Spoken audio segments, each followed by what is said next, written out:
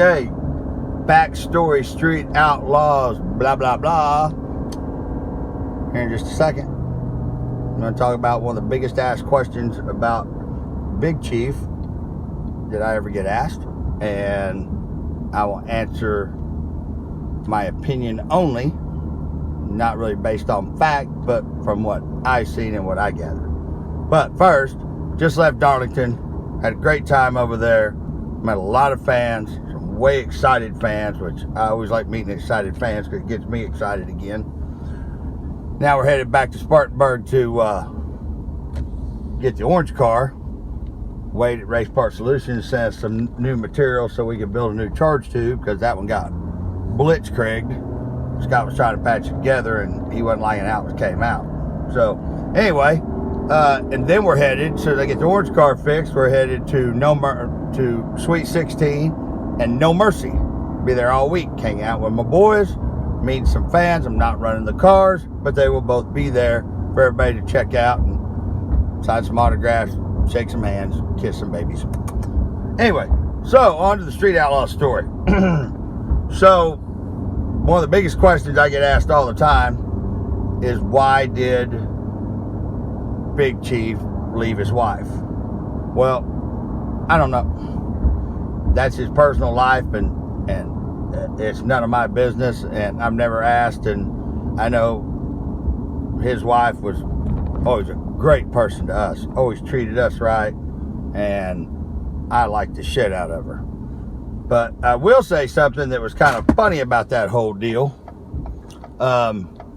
There is, and if you guys have ever been to a No Prep Kings race, you've seen a big butted blonde running around there that named Jen, that's always barking orders and pointing at everybody and all this. Now, don't know this for a fact, so, but there is some speculation on this on my part, and I'll admit that. But it was a funny thing that, as far as she was concerned, Chief could never do any wrong. We were always trying to film stuff. Like one time, Sam came down, had a big meeting because everybody was sick of Chief shit, was going to vote him off. He wasn't going to be race master no more. We filmed some shit behind it and said what the problem was and what we didn't like and what was going on wrong. And you guys seen a little bitty clip of it with me, Farm Truck, Ryan, and Chuckles. But that showed a little bitty part of it. When the meeting goes down, for some reason, Chief knows everything that's going to be said. That was one of the problems I always had, was every time went to prove how he acted, what kind of person he was, how chicken shit he was. Every fucking time, he already knew what I was going to say. And Ryan told me, he goes, man, dude, he's just got a killer fucking memory. I said, there's no fucking way, dude. He's not smarter than me. There's no way. And then I finally figured out why. Because producer, who I think is in love with him, was telling him everything we filmed. Also the person that cuts up, puts together the shows. Chief and I have a problem. I'm always made to look like an asshole, no matter what cool shit we shot.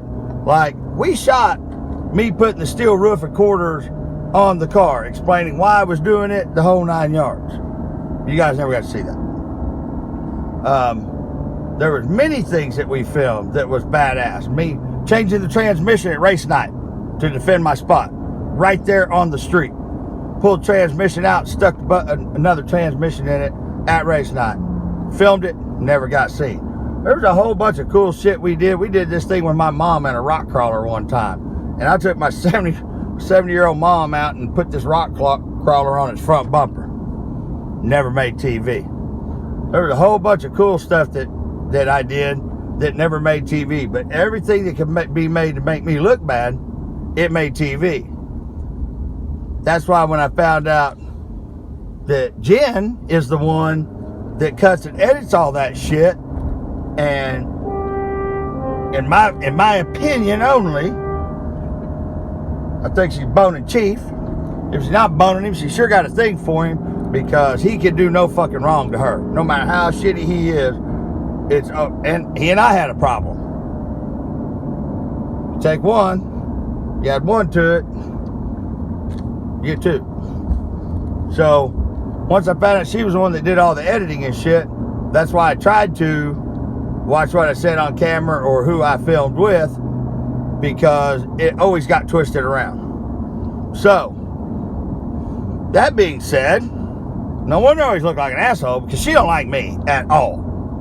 Matter of fact, we were at one race and she's screaming for me to get up there. I pull up to the staging lanes. The staging lanes are backed up all the way. We can't get through. We're having to have people move, and I'm pulling it with a tow. We're trying to pull it around, and because we had a tow rope on it, we're trying to get the car up there the line. Matter of fact, it was at Florida when it was when we were in the semifinals at No Prep Kings, and I'm sitting there going, "This is some bullshit. Everybody's fucking rushing me, and there ain't even a path for me to get up here." And she started to go off on me, and I blew a fucking gasket. That never made TV, of course. I told her, I said, "You want to give this motherfucking race to Kai? Give it to fucking Kai. I don't give two fucks. I've been down there working on my fucking car, and you guys are all screaming for me to get up here, and you got the stage like you don't even have a fucking lane cleared for me." So, which, you know, she and I had differences of opinion many times, and thing is I don't have to sugarcoat.